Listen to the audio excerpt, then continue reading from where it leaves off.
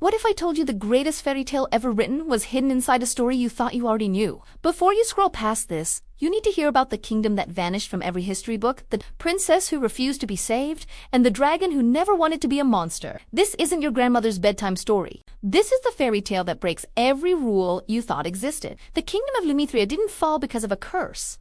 It didn't crumble because of war. It disappeared because someone made a wish so powerful, so impossibly selfish, that reality itself had to rewrite the rules. But I'm getting ahead of myself. Let me take you back to where it all began in a tower that shouldn't exist, with a girl who was never supposed to be born, and a dragon who remembered everything the world had forgotten.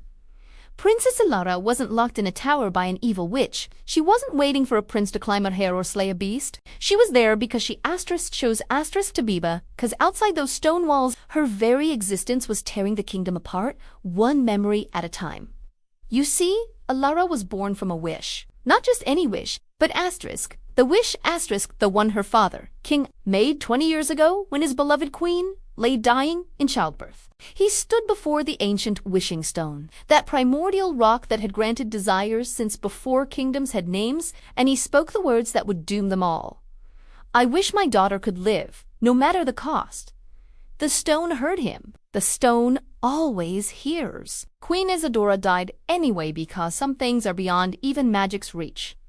But the baby lived. Oh, how she lived. Elara drew her first breath. And in that moment, something fundamental shifted in the fabric of Lumithria. The cost began. At first, it was small things. A servant forgot where the kitchen was. A guard couldn't remember his own name for an hour. The royal historian woke up one morning unable to recall what he'd written the day before. But as Elara grew, so did the forgetting. By her 5th birthday, entire villages had vanished from maps, not destroyed. Just ... forgotten. People would walk past their own homes, confused about where they lived. Farmers forgot how to plant. Bakers forgot their recipes. The kingdom was slowly unraveling, one memory at a time, because Elara's impossible existence demanded payment. The wishing stone always collects its debts.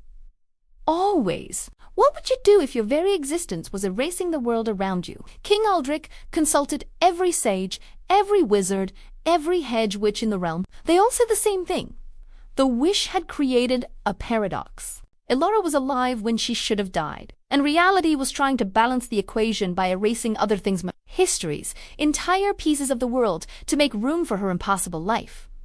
There was only one solution. Elara had to be isolated, contained in a place where her presence couldn't spread its forgetting influence. A tower, built from stones that predated memory itself, warded with spells older than language. There, she could exist without unmaking the world. She was 7 years old when they locked the door. Now, 13 years later, Elara sat in her tower room, surrounded by thousands of books she'd read so many times she could recite them backwards. She'd learned 17 languages from those books, though she'd never spoken to another human being in over a decade. She'd mastered astronomy, mathematics, philosophy, and the art of making shadow puppets that told stories to the walls. She was the most educated, most isolated, most dangerous person in the kingdom, and she was so desperately lonely. The only visitor she ever received wasn't human at all. Zephyros, the dragon, came every night at midnight. Not to guard her, though. That's what the kingdom believed. Not to threaten her, though. That's what the stories said. He came because he was the only creature in Lumithria who still remembered asterisk, everything asterisk. Dragons, you see, are immune to the forgetting. Their memories are carved in fire and stone, unchangeable, eternal. While the rest of the kingdom slowly lost pieces of itself, Zephyros remembered every single thing that had been erased. He remembered the villages that no longer existed. He remembered the people who'd been forgotten. He remembered the princess's mother, Queen Isadora, whose face had been wiped from every portrait, whose name had been struck from every record, whose very existence had been sacrificed to the forgetting so that her daughter could continue to live. Elara didn't know her mother had ever existed. No one did, except Tell me a story, Elara said on this particular midnight, as she always did. The dragon's massive form coiled around the tower's exterior, his scales catching moonlight like scattered diamonds. One enormous golden eye peered through the window, an eye that held centuries of memory, of loss, of things the world had chosen to forget. What kind of story? Little paradox. His voice rumbled like distant thunder. A true one. Tell me something real that everyone else has forgotten. Zephyros was quiet for a long moment. Then he began.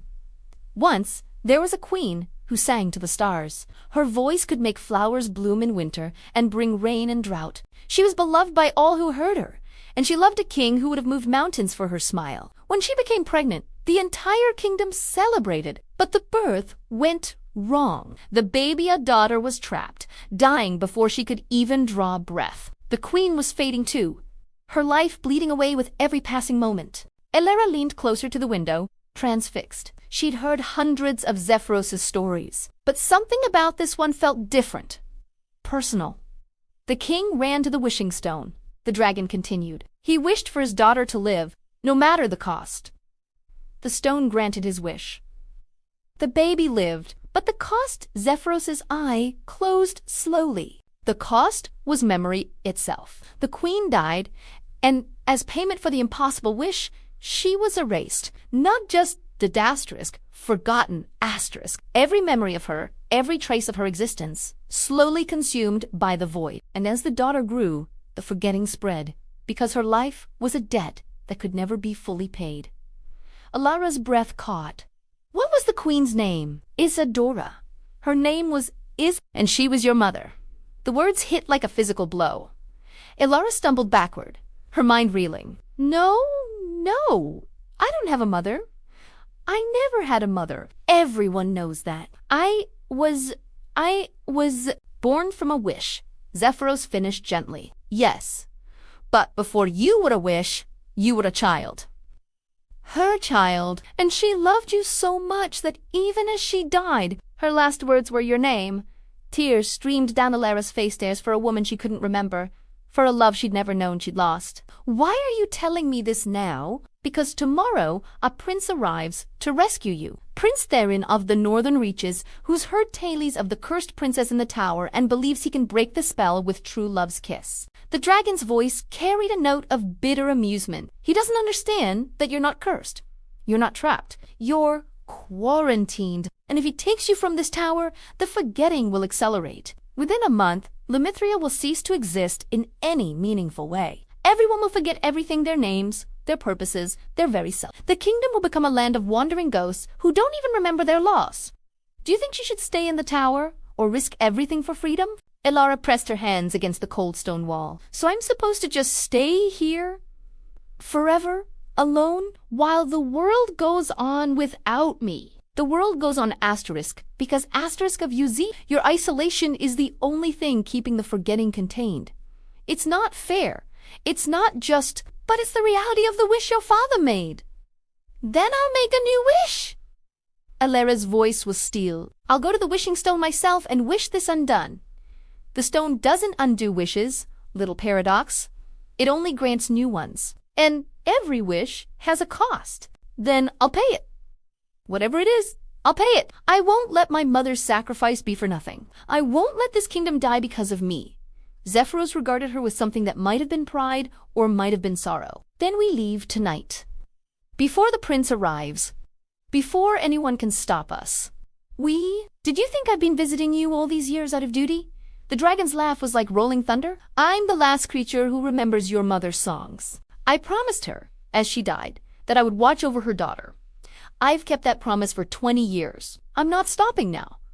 And so, in the deepest part of that night, Princess Elara climbed onto the back of a dragon for the first time in her life. Zephyros spread wings that could blot out the moon, and together they flew toward the heart of the kingdom, toward the ancient wishing stone that had started it all. Behind them, the tower stood empty. Ahead of them, reality itself began to tremble. The journey took 3 days. 3 days during which Elara saw her kingdom for the first time. Mosh had slowly come apart. They flew over villages where people wandered in circles, unable to remember where their homes were. They passed farms where crops rotted because no one could recall how to harvest them. They saw a city where the inhabitants had forgotten language itself and communicated only in confused gestures and frightened sounds.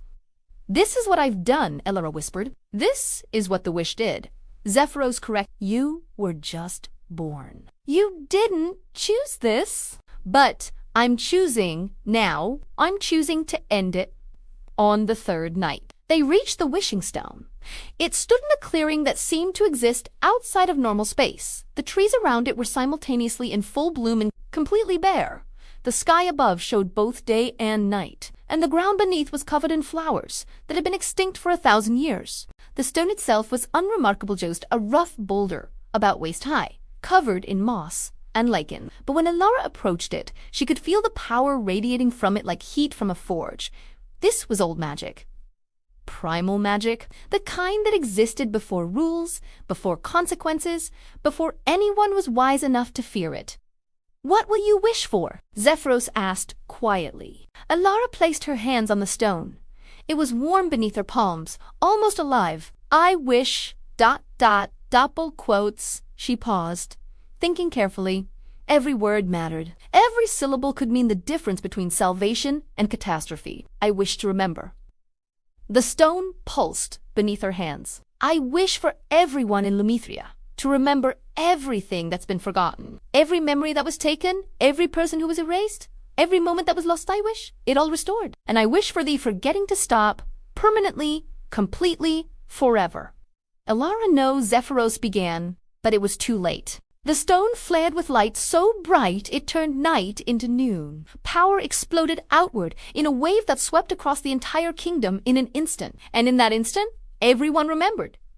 They remembered the villages that had vanished. They remembered their own names, their own lives, their own purposes. They remembered Queen Isadora, her face, her voice, her songs that could make the stars weep with joy. And they remembered Princess Elara, the impossible child, the girl who should have died but lived instead. But the stone always collects its debts. Elara felt it immediately, the cost of her wish. The stone was taking her memories, not the kingdom's memories this time. Hers. Every moment of her life, every book she'd read, every conversation with Zephyros, every lonely night in the tower, all of it draining away like water through cupped hands. No! Zephyros roared, but he couldn't stop it. No one could stop it. Elara fell to her knees, her mind emptying.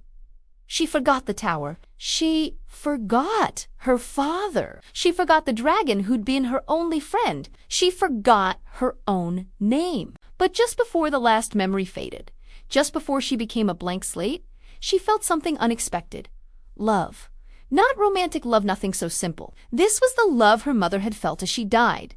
The love that had echoed through the wish her father made. The love that Zephyros had carried for 20 years. The love of an entire kingdom that had suffered because of her existence, but would never blame her for it. That love couldn't be forgotten. That love was stronger than any wish, any curse, any magic the stone could conjure. And in that moment, Elara understood the truth that no one else had seen.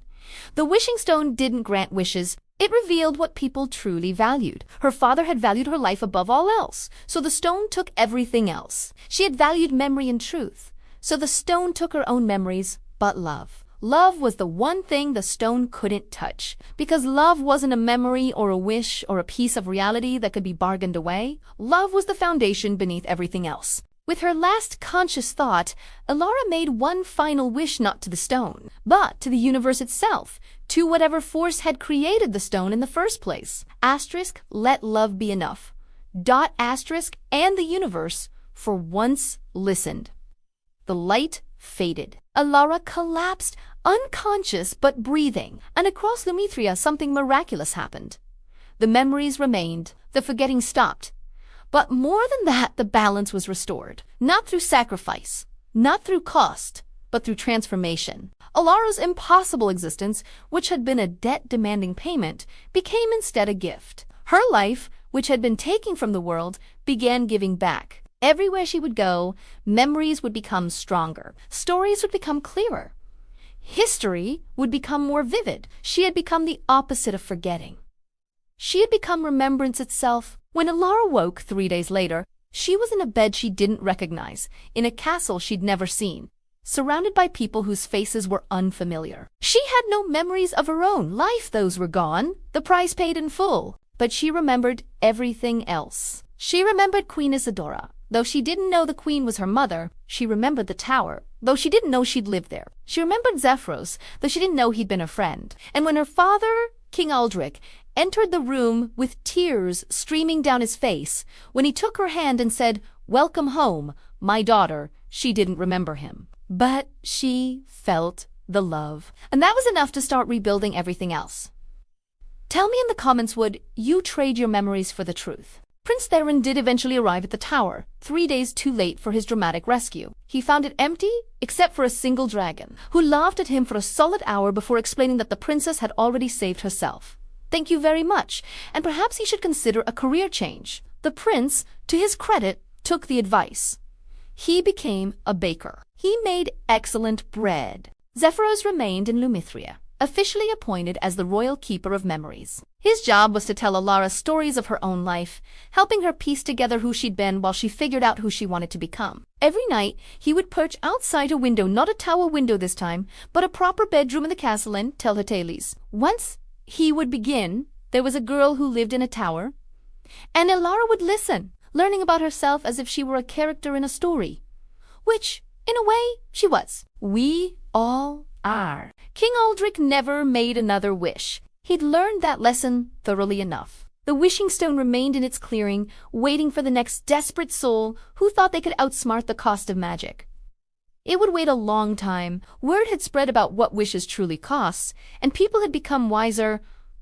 Well, slightly wiser. As for Alara, she grew into her role as the Princess of Remembrance. She traveled the kingdom, and wherever she went, people found their memories becoming sharper, their histories becoming clearer. She couldn't remember her own past, but she could help everyone else hold on to theirs. And perhaps that was the point all along. Perhaps the greatest magic isn't getting what you wish for. Perhaps it's learning to love what you have, even when what you have is broken, incomplete, and nothing like what you imagined. Perhaps the real fairy tale isn't about curses being broken or princes being charming or dragons being slain. Perhaps it's about a girl who lost everything and found that messy, complicated, imperfect love was the only magic that mattered. 1 year after the wish, on the anniversary of her awakening, Alara stood in the castle gardens with Zephyros coiled beside her. The dragon had just finished telling her the story of her mother's songs.